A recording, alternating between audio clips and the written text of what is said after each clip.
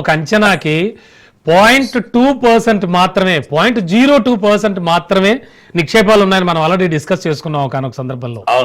అంటే ఎంత ఫూలిష్నెస్ అంటది ఒక యుఎస్ అధ్యక్షుడు ఆ ప్రకటన చేయడం. ఎస్ సార్ చెప్పండి. అయితే దీంట్లో ఇంకొక విషయాన్ని మనం తప్పకుండా ప్రస్తావించుకోవాలి. పెంటగాన్ మాజీ అధికారి మైఖేల్ రూబిన్ అని చెప్పేసి ఆయన కూడా ఈ విషయం మీద మాట్లాడాడు. ఆయన మాట్లాడుతున్నది అమెరికా వాడు కనుక ఆయన ఒక గట్టిగా మాట్లాడాడు. ఇది ఇస్లామాబాద్ ఒక యుద్ధ పిపాసిగా మారిపోయింది, ఒక మోసపూరిత దేశంగా మారింది అనేది ఆయన గట్టిగా చెప్పాడు. ఆయన చెప్పింది కరెక్ట్ గా అది అమెరికన్ వాయిస్ కావాలి, కానీ ఇది తప్పకుండా చర్చ జరిగింది. ఆయన ఇంకో మాట కూడా ఉన్నా 9/11 దాడి వెనకాల ఉన్న ఒసామా బిన్ లాడెన్ తో మునీర్ ని పోల్చాడు. ఎగ్జాక్ట్లీ సార్, ఎగ్జాక్ట్లీ పోల్చాడు. Munir is Osama bin Laden in suit అని ఇన్ ఆర్మీ షూట్ అని అన్నాడు. ఇంత పెద్ద స్టేట్మెంట్ ఇది. మునీర్ ఎవడో కాదు, ఈయన ఒసామా బిన్ లాడెనే ఆర్మీ షూట్ లో ఉన్నటువంటి బిన్ లాడెన్ లాంటి వాడు అని అంత బాగా వర్ణించాడు. కనుక మునీర్ స్టేట్మెంట్ ఈ టైంలో మనకు చాలా విలువైనటువంటి స్టేట్మెంట్. ఆయన ఇంకొక మాట ఏమన్నాడంటే, పాక్ రిపీటెడ్ గా అణ్వాయుధాల ప్రస్తావన చేస్తుంది, పైగా అడ్డదిడ్డంగా వాడతానని ఓపెన్ గానే చెప్తుంది, మళ్ళీ అణ్వాయుధాలు యుద్ధం చేస్తానని చెప్తుంది, ప్రపంచాన్ని నాశనం చేస్తానంటుంది. ఇంత చెప్తున్నప్పుడు ప్రపంచం తప్పకుండా ఆలోచించాలి, అక్కడ పాకిస్తాన్ లో అణ్వాయుధాలు మానవాళికి సేఫ్టీగా ఉంటాయా, ఏ టెర్రర్ సంస్థలు వాటిని వాడుకోలేవా?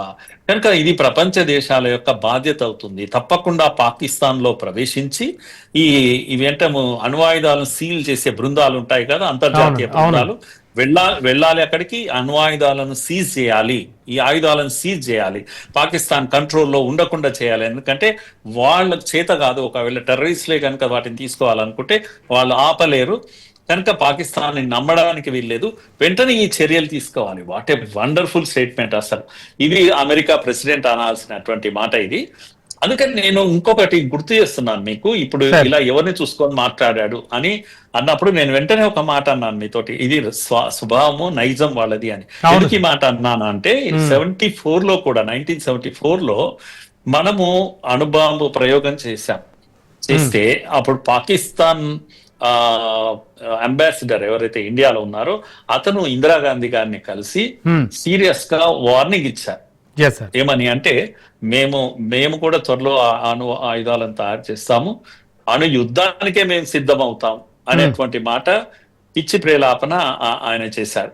ప్రపంచం ఏమైనా సరే మేము కేర్ చేయమని ఆ రోజు ఆ మాట అన్నాడు. అంటే ఈ రోజు ఈ మాట ఆల్మోస్ట్ ఇలాంటి మాటనే ఆ రోజు ఇందిరాగాంధీతో ఆయన అన్నటువంటి మాట. ఇది రికార్డెడ్. ఇది కనుక ఇది అప్పుడే అన్నాడు కదా, ఇప్పుడే కొత్త కాదు. ఇది పాకిస్తాన్ యొక్క నైజం అని చెప్పడానికి నేను ఆ ఉదాహరణ చెప్తున్నాను. మళ్ళీ ఏమంటారండి, మా దగ్గర 175 అణ్వాయుధాలు ఉన్నాయి, అవి భారత్ వైపుగా మేము రెడీగా ఇవన్నీ నవ్వుకునేటువంటి విషయం. ఇండియా వైపే చూస్తున్నాయి అని చెప్పడం ఏదైతే ఉంటుందో, ఇవన్నీ స్టేట్మెంట్ మనం విన్నాం. అంటే భారత్ కోసమే పెట్టాము, భారత్ దిశగా మేము రెడీగా పెట్టాము. ఇటువంటి పిచ్చి మాటలన్నీ మనం వింటూ వస్తున్నాం ఇప్పటి వరకు. కనుక పాకిస్తాన్ ఇప్పుడు కొత్తగా అనే మాట కాదు అని మాత్రమే అంటున్నాను.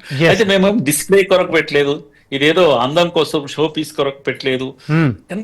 నేనేమంటున్నా అంటే, మాటలో పడి యుద్ధ సమయంలో కొందరు మాట్లాడుతుంటారు, వార్ టైంలో మాట్లాడే దాన్ని వార్ రెటరిక్ అంటారు. ఎందుకంటే తమ సైన్యాన్ని ప్రోత్సహించడానికి, ధైర్యం చెప్పడానికి, ప్రజలకు ధైర్యం చెప్పడానికి ఇలాంటి మాటలన్నీ ఇప్పుడు ఎందుకు మాట్లాడుతున్నారు పీస్ టైంలో? మరి పీస్ టైంలో మాట్లాడడం అందుకే ఒక నిలకడ లేని తలాన్ని చూయిస్తుంది.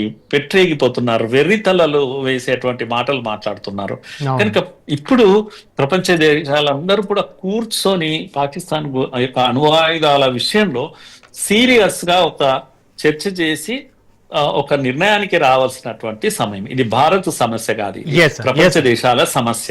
అవునండి సార్. రూబిన్ మాట్లాడుతూ కూడా మరో ముఖ్యమైన కీలకమైన వ్యాఖ్య చేశాడు. అఫ్ కోర్స్ కనీసం రూబిన్ కున్న విజ్ఞత, రూబిన్ కున్నటువంటి ఆ మాట్లాడే విధానం అధ్యక్షుడికి లేకపోవడం మాత్రం నిజంగా శోచనీయం. సరే, ఆ విషయం పక్కన పెడితే, పాకిస్తాన్ నాటోయేతర ప్రధాన మిత్ర దేశంగా యుఎస్ పరిగణించడానికి అవకాశం లేదంటున్నాడు. అంటే చాలా చాలా క్లారిటీలు ఇస్తున్నాడు అతను.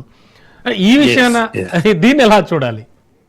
అదే మెల్లమెల్లగా నాటో స్థాయి దేశంగా అక్కడక్కడ మాట్లాడుతున్నప్పుడు నాటో ఏతర దేశంగా అలాంటి దేశంగా దీన్ని పరిగణించవచ్చా, పోనీ నాటో అంత status no nothing like that అనేది Yes, sir. ఆయన చాలా క్లియర్ గా చేస్తున్నారు. అసలు అది రోగ్ కంట్రీ, అది ఒక పిచ్చోళ్ళ దేశం కనుక దాన్ని కట్టడి చేయాలి అని అంటున్నాడు. అవునండి, తప్పకుండా సీజ్ చేయాలి, అణ్వాయుధాలను సీజ్ చేయాలనే మాట మాట్లాడుతున్నాడు ఆయన. Yes, కనుక ఆయన రియలైజ్ అయ్యాడు ఇది పిచ్చోళ్ళ రాజ్యము, పిచ్చోడి చేతిలో రాయి లాంటిది ఇది. ఇది అణ్వాయుధం పాకిస్తాన్ చేతిలో అణ్వాయుధం ఉన్నప్పుడు ఒక పిచ్చోడి చేతిలో రాయి ఎవరిపైన వేస్తాడో తెలియదు, వాడే కొట్టుకొని వాడు చచ్చిపోవచ్చు. కనుక దాన్ని కట్టడి చేయాలి అనే మాట మైకేల్ మాట్లాడిన మాటని మనం చాలా సీరియస్. ఏది అయినా పాకిస్తాన్ కి సంబంధించిన వాళ్ళు ఇటు మునీర్ కావచ్చు లేకపోతే బిలావల్ కావచ్చు, ఎవరు ఎంత వాగినా కూడా ఇండియాకి సంబంధించినంత వరకు కూడా ఎటువంటి సిచ్యువేషన్ కూడా రాదనే భావిద్దాం డెఫినెట్ గాను. అండ్ వాళ్ళ వ్యాఖ్యలకి వాళ్లే ఆలోచించుకోవాలి తిరిగి, అలా చేసుకునేలా జరుగుతుందనే చూద్దాం. Thank you sir, thank you so much. Thank you sir. So ఇది వాళ్ళ ప్రత్యేక విశ్లేషణ కార్యక్రమం.